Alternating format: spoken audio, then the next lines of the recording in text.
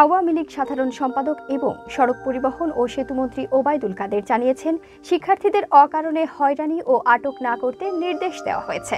শুক্রবার দুপুরে ধানমন্ডির আওয়ামী লীগ সভাপতির রাজনৈতিক কার্যালয়ে ডাকা এক সংবাদ সম্মেলনে তিনি একথা জানান। তিনি বলেন, শিক্ষার্থীদের অকারণে হয়রানি ও আটক না করতে নির্দেশনা দেওয়া হয়েছে। কোনো শিক্ষার্থীকে যেন হয়রানি করা না হয় সেদিকে সবাইকে খেয়াল রাখতে হবে। আটকদের মধ্যে এইচএসসি পরীক্ষার্থীদের মুক্ত করতে সংশ্লিষ্ট মন্ত্রণালয় কাজ করছে।